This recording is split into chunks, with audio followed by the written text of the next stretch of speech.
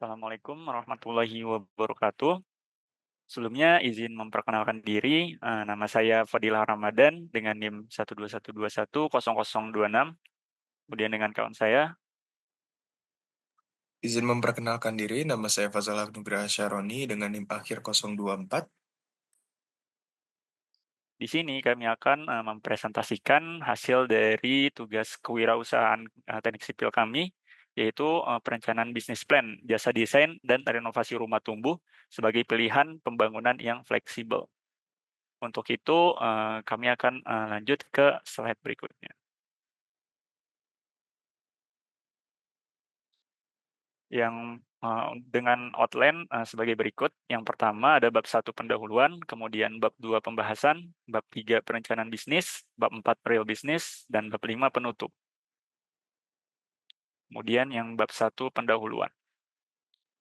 Untuk latar belakang dari bisnis plan kami, yang pertama itu ada perubahan gaya hidup dan kebutuhan hunian.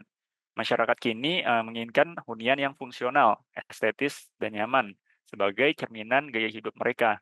Nah, permintaan untuk renovasi dan desain rumah terus berkembang seiring dengan meningkatnya kesadaran akan pentingnya kenyamanan dan estetika rumah. Kemudian yang kedua, konsep rumah tumbuh sebagai solusi hunian fleksibel. Nah, rumah tumbuh muncul sebagai solusi ideal bagi keluarga muda dan individu dengan anggaran terbatas, dengan menawarkan fleksibilitas untuk dikembangkan secara bertahap sesuai kebutuhan ruang yang berkembang di masa depan. Kemudian yang ketiga, tantangan penyediaan perumahan di Indonesia, di mana pertumbuhan jumlah penduduk dan urbanisasi menciptakan kebutuhan perumahan yang efisien dan terjangkau. Nah, rumah tumbuh menjadi pilihan yang tepat, mengingat lahan terbatas dan mahal di perkotaan, di mana memberikan solusi bagi masyarakat dengan kemampuan finansial yang terbatas. Nilai tambah dan keberlanjutan rumah tumbuh. Rumah tumbuh mendukung pembangunan berkelanjutan dengan desain modular dan struktur yang dapat dioptimalkan, mengurangi pemborosan material dan energi, serta sejalan dengan tren gaya hidup ramah lingkungan yang semakin populer. Kemudian yang terakhir itu prospek bisnis yang menjanjikan, di mana rumah tumbuh memiliki prospek besar di pasar properti Indonesia, terutama dengan strategi pemasaran yang tepat dan inovasi desain yang efisien, mampu menarik minat segmen pasar menengah ke bawah yang membutuhkan solusi hunian yang fleksibel. Kemudian yang selanjutnya itu ada penjelasan usaha yang akan dijelaskan oleh kawan saya. Baik, untuk penjelasan usahanya, pada usaha jasa desain ini fokus pada penyediaan solusi hunian yang fleksibel melalui konsep rumah tumbuh yang memungkinkan pelanggan mengembangkan rumah mereka secara bertahap dengan kebutuhan dan anggaran. Dengan mengutamakan desain fungsional, estetis, dan berkelanjutan, kami menawarkan layanan desain yang dapat disesuaikan dengan perkembangan gaya hidup dan preferensi klien.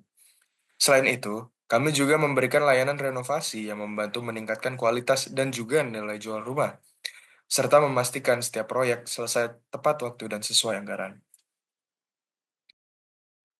Untuk visi dan misi kami, yang pertama adalah visi kami, yaitu menjadi penyedia jasa desain dan renovasi rumah tumbuh terkemuka yang menawarkan solusi pembangunan hunian yang fleksibel, berkelanjutan, dan juga terjangkau, serta mendukung masyarakat untuk mewujudkan rumah impian mereka secara bertahap sesuai kebutuhan dan anggaran. Yang kedua, misi kami adalah yang pertama memberikan layanan desain dan renovasi rumah tumbuh yang inovatif, fungsional, dan dapat disesuaikan dengan kebutuhan serta gaya hidup pelanggan. Yang kedua adalah mengedepankan kualitas konstruksi dan juga efisiensi biaya untuk melalui perencanaan yang matang dan juga penggunaan material yang ramah lingkungan. Yang ketiga, meningkatkan kesadaran masyarakat akan pentingnya hunian yang fleksibel dan berkelanjutan sebagai solusi jangka panjang dalam pembangunan rumah. Membangun hubungan yang erat dan terpercaya dengan pelanggan melalui layanan profesional, transparan, dan juga berorientasi pada kepuasan pelanggan.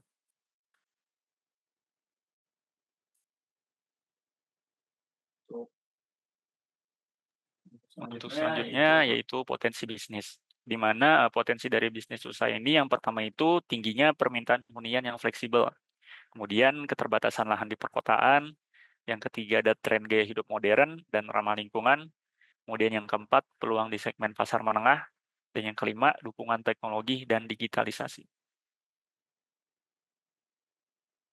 Nah, untuk peluang bisnisnya sendiri, yang pertama itu ada pertumbuhan populasi dan urbanisasi.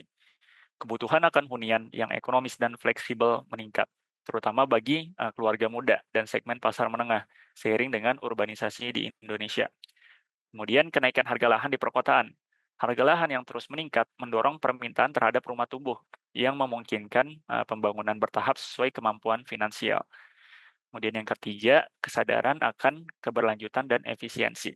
Meningkatnya kesadaran terhadap keberlanjutan dan efisiensi dalam pembangunan membuka peluang bagi desain modular dan penggunaan material ramah lingkungan. Yang keempat, dukungan teknologi. Dengan aplikasi desain 3D dan platform digital, mempermudah promosi dan interaksi dengan pelanggan. Kemudian meningkatkan efisiensi layanan. Dan yang terakhir, tren gaya hidup yang mengutamakan hunian fleksibel. Pasar untuk hunian fungsional, nyaman, dan fleksibel terus berkembang, memperkuat potensi bisnis jasa desain dan renovasi rumah tumbuh.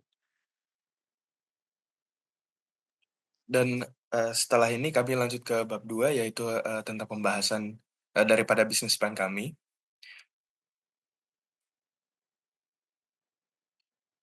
Yang pertama adalah, analisis SWOT pada bagian kekuatan atau strength. Yang pertama, adalah fleksibilitas daripada konsep ini. Konsep rumah tumbuh, menawarkan solusi yang fleksibel dan dapat disesuaikan dengan kebutuhan pelanggan, menarik segmen pasar yang luas. Yang kedua ada efisiensi biaya, di mana layanan ini memberikan nilai lebih bag lem di mana layanan ini memberikan nilai lebih bagi pelanggan dengan membangun rumah secara bertahap yang cocok untuk masyarakat dengan anggaran terbatas. Yang ketiga ada dukungan teknologi, di mana penggunaan aplikasi desain 3D dan juga platform digital mempermudah visualisasi desain dan meningkatkan kepercayaan pelanggan. Yang keempat ada ramah lingkungan, yaitu fokus pada desain modular dan penggunaan material yang berkelanjutan menciptakan daya tarik bagi masyarakat yang peduli lingkungan. Pada bagian kelemahan kami yaitu adalah yang pertama, dibutuhkannya perencanaan yang matang, di mana memerlukan perencanaan awal yang detail agar rumah dapat berkembang tanpa masalah struktural.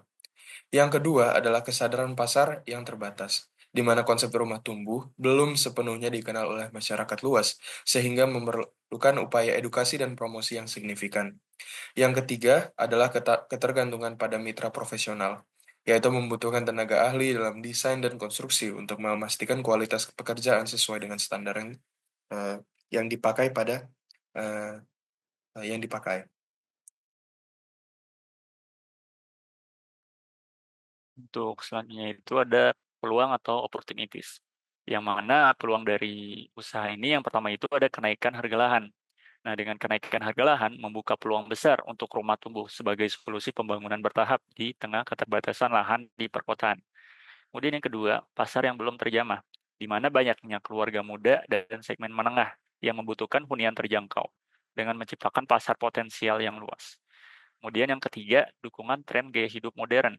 Masyarakat semakin mengadopsi hunian yang multifungsi, fleksibel, dan ramah lingkungan. Dan yang terakhir itu inovasi teknologi. Dengan teknologi desain dan pemasaran digital yang terus berkembang, memberikan kemudahan dalam menjangkau pelanggan dan meningkatkan kualitas layanan. Kemudian ada ancaman atau threats. Yang pertama itu ada persaingan dalam industri properti. Nah, di mana banyaknya penyedia jasa serupa dapat menciptakan persaingan yang ketat, terutama dari developer besar. Kemudian yang kedua, fluktuasi harga material. Kenaikan harga bahan bangunan dapat mempengaruhi biaya operasional dan harga jual kepada pelanggan. Kemudian yang ketiga, peraturan dan kebijakan pemerintah. Perubahan regulasi di sektor properti atau konstruksi dapat menjadi tantangan bagi kelangsungan bisnis. Dan yang keempat, tingkat kepuasan pelanggan. Kegagalan dalam memberikan hasil sesuai ekspektasi pelanggan dapat merusak reputasi bisnis. Kemudian ini ada tabel analisis SWOT, yang di mana masing-masing SWOT tersebut memiliki hubungannya satu sama lain. Di mana yang pertama itu ada hubungan SO atau strength dengan opportunities. Dengan hubungan tersebut menghasilkan manfaat keahlian dalam desain modular dan teknologi desain 3D untuk memenuhi permintaan hunian fleksibel dan efisien. Kemudian hubungan strength dengan traits, di mana menghasilkan poin yaitu menggunakan desain modular menggunakan desain modular dan teknologi untuk bersaing dengan bisnis properti konvensional yang lebih mapan dan menawarkan solusi yang lebih fleksibel serta terjangkau.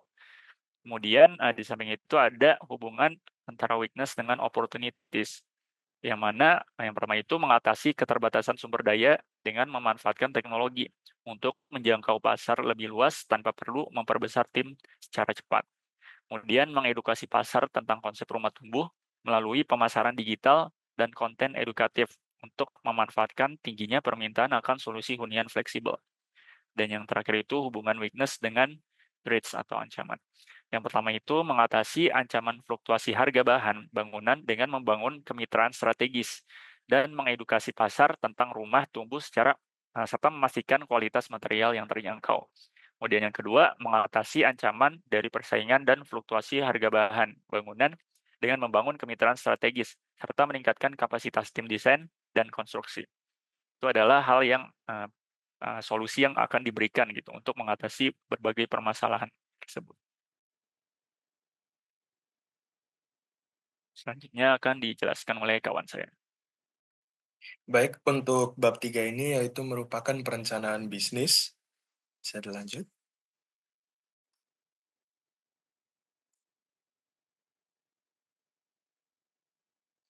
Baik, untuk sasaran utama bisnis ini adalah masyarakat yang membutuhkan hunian fleksibel, ekonomis, dan dapat disesuaikan dengan kebutuhan mereka seiring waktu. Konsep rumah tumbuh dirancang untuk menjawab kebutuhan kelompok yang ingin memiliki rumah yang tidak hanya menjadi tempat tinggal, tetapi juga investasi jangka panjang. Sasaran pasar kami mencakup yang pertama adalah keluarga muda, yaitu pasangan baru atau keluarga kecil yang memerlukan rumah sederhana sebagai langkah awal dan dapat diperluas di masa depan. Yang kedua adalah masyarakat dengan anggaran terbatas, yaitu individu atau keluarga di segmen menengah yang memprioritaskan efisiensi biaya tanpa mengorbankan kualitas hunian. Yang ketiga adalah pemilik lahan kecil, yaitu orang yang memiliki lahan terbatas dan ingin memaksimalkan fungsinya dengan desain modular yang efektif. Yang keempat, yaitu pelanggan dengan gaya hidup modern, di mana mereka yang mencari hunian fungsional, estetis, dan juga berkelanjutan sesuai dengan tren terkini.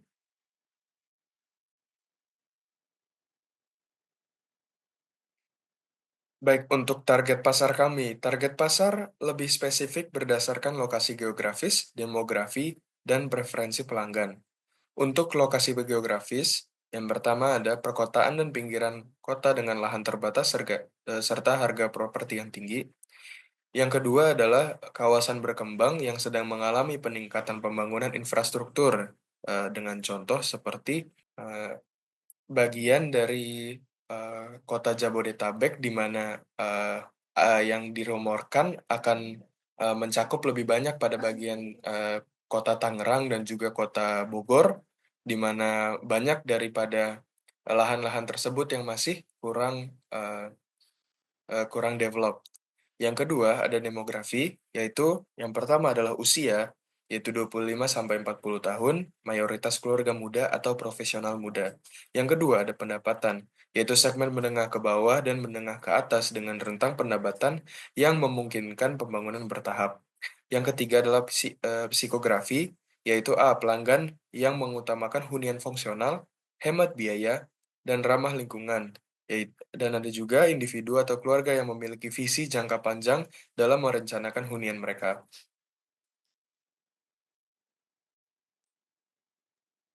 Untuk selanjutnya itu ada pembiayaan. Mana pembiayaan mencakup perhitungan modal awal, biaya operasional, proyeksi pendapatan, hingga analisis titik impas atau break-even point, yang diharapkan dapat memberikan gambaran menyeluruh mengenai aspek keuangan dalam mendukung keberhasilan bisnis ini. Nah, untuk detail pembiayaannya sendiri dicantumkan pada poin di sebelah kanan, yaitu terdiri dari modal awal dengan total modal awal sebesar 140 juta, kemudian ada biaya operasional bulanan dengan total biaya bulanan sebesar 20 juta, kemudian ada sumber pendapatan yang sumber pendapatannya sendiri berasal dari jasa desain rumah tumbuh, kemudian ada jasa renovasi dan konsultasi desain dengan total pendapatan bulanan berkisar 100 juta rupiah. Kemudian untuk total modal awal dan keuntungan bulanannya sendiri bernilai 73 juta. Nah, sehingga dihasilkan waktu atau break even point dengan rumus modal awal dibagi keuntungan bulanan, sehingga didapatkan break even point atau kembalinya modal selama 2 bulan. Untuk selanjutnya itu ada studi kelayakan. Untuk studi kelayakan sendiri terdiri dari 3 aspek. Yang pertama itu ada aspek teknis, yaitu aspek teknis adalah fondasi dari operasional bisnis, jasa desain, dan renovasi rumah tumbuh. Memastikan semua proses berjalan sesuai kebutuhan klien dan standar industri. Kemudian yang kedua, aspek sosial dan lingkungan. Selain fokus pada keuntungan, bisnis ini juga memberikan dampak positif secara sosial dan lingkungan, menjadikannya solusi yang berkelanjut, di mana dampak sosial dan lingkungan ini mempengaruhi masyarakat sekitar, dan lingkungan itu mempengaruhi keberlangsungan di masa depan. Kemudian yang ketiga itu ada aspek hukum dan perizinan, di mana aspek hukum dan perizinan penting untuk memastikan bisnis berjalan sesuai aturan yang berlaku dan memberikan rasa aman bagi klien serta mitra kerja. Dan aspek hukum dan perizinan sendiri terdiri dari 3 bagian. Yang pertama itu ada legalitas usaha, kemudian ada kontrak kerja, dan asuransi.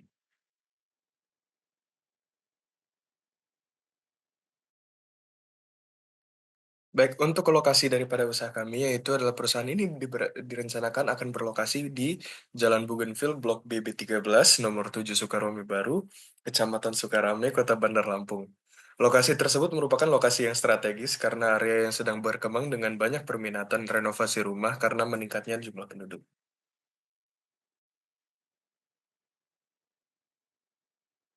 Baik, untuk sarana dan prasarana, pada sarana dan prasarana ini memiliki, peran penting dalam mendukung kelancaran sebuah bisnis, di mana keberadaan sarana dan prasarana yang memadai akan membantu mempercepat penyelesaian pekerjaan, memastikan distribusi barang berjalan dengan lancar, menjaga kualitas produk, serta memberikan pelayanan terbaik untuk kepuasan pelanggan. Sarana prasarana ini, terdiri atas yang pertama ada sarana pendukung operasional, yang kedua ada prasarana kantor, yang ketiga ada sarana untuk layanan di lapangan, yang keempat ada prasarana pemasaran, dan 5 sarana pendukung lainnya.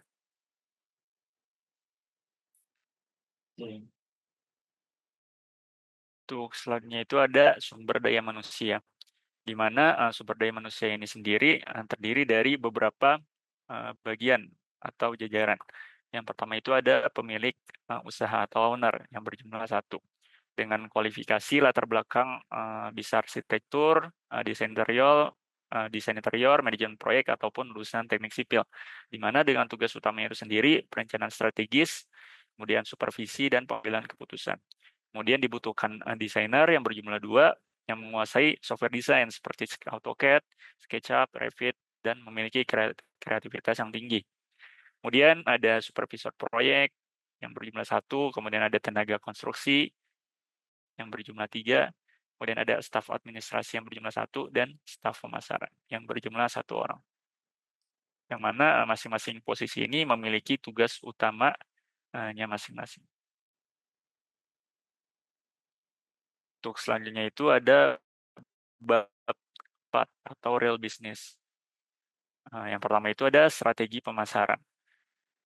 Untuk strategi pemasaran sendiri, kami menggunakan yang pertama itu ada promosi digital.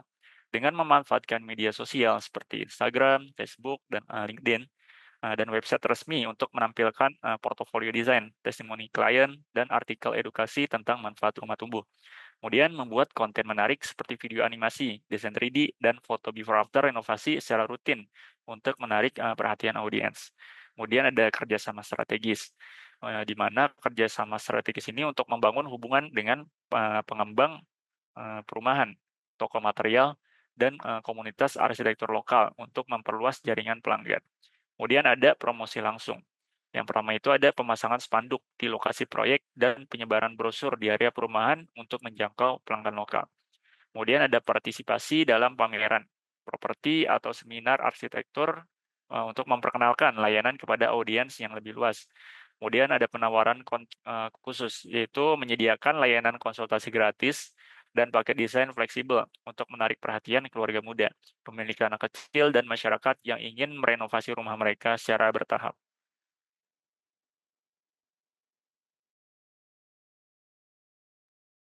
Baik, untuk strategi pembangunan yang pertama ada survei dan konsultasi, yaitu melakukan survei lokasi dan konsultasi mendalam untuk memahami kebutuhan spesifik pelanggan dari segi desain dan anggaran.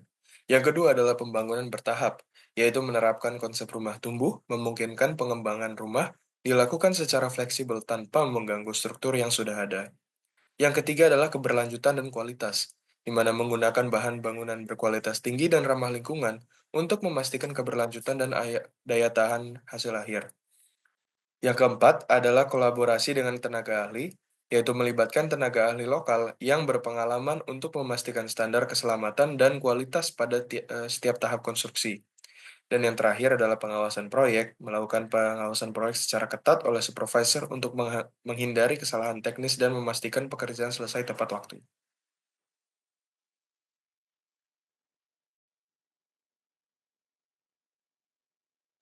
Selanjutnya itu ada rencana pengembangan, di mana dalam perencanaan kami sendiri ada 3 tahap, yaitu rencana jangka pendek, di mana memperluas promosi melalui pemasaran digital agresif, termasuk iklan berbayar di media sosial dan platform pencarian.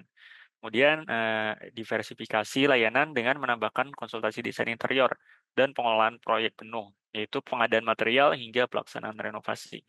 Kemudian untuk jangka menengahnya sendiri, yang pertama itu ada membuka cabang di kota strategis, seperti kota metro dan Pringsewu untuk menjangkau pasar yang baru. Kemudian merekrut desainer dan tenaga lapangan yang kompeten, didukung pelatihan berkelanjutan untuk meningkatkan kualitas layanan. Dan untuk jangka panjangnya sendiri, yang pertama itu membangun kemitraan dengan pengembang properti dan penyedia bahan bangunan. Kemudian yang kedua, memanfaatkan teknologi baru seperti platform online untuk layanan konsultasi dan pemesanan desain, menjadikan bisnis lebih kompetitif dan berkelanjutan.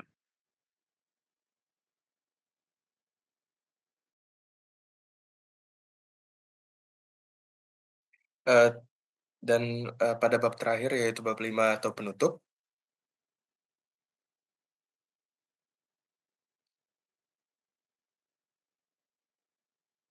yang pertama ada kesimpulan, yaitu kesimpulannya ada satu, konsep rumah tumbuh yang fleksibel dengan menawarkan solusi hunian yang inovatif dan dapat dikembangkan secara bertahap sesuai kebutuhan dan anggaran pelanggan. Yang kedua ada target pasar dan potensi pertumbuhan dengan fokus pada keluarga muda dan pemilik tanah kecil di wilayah perkotaan. Bisnis ini memiliki peluang pasar yang luas serta potensi ekspansi ke daerah baru. Yang ketiga adalah keunggulan operasional dan sumber daya dengan didukung oleh teknologi modern, tenaga kerja profesional, dan bahan bangunan ramah lingkungan. Usaha ini mampu memberikan layanan berkualitas tinggi dan efisien. Dan yang terakhir, yaitu adalah prospek keuangan yang stabil dengan strategi pemasaran yang efektif dan pengelolaan yang baik. Bisnis ini memiliki prospek keuntungan yang menjanjikan dan berkelanjutan. Terus ada saran, yaitu eh, yang pertama ada perlunya kehadiran pemasaran online melalui konten yang menarik seperti video desain 3D, testimoni klien, dan artikel edukasi untuk meningkatkan daya tarik calon pelanggan. Yang kedua, seharusnya usaha menambahkan layanan seperti konsultasi interior, pengelolaan proyek penuh, atau penawaran paket renovasi lengkap untuk memperluas pilihan bagi pelanggan. Dan yang ketiga, perlunya diadakan pelatihan rutin bagi tim desain dan juga tenaga konstruksi untuk menguasai teknologi terbaru dan meningkatkan kualitas layanan.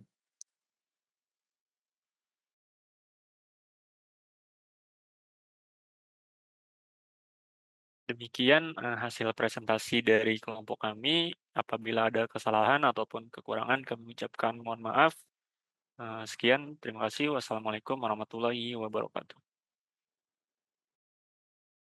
Assalamualaikum.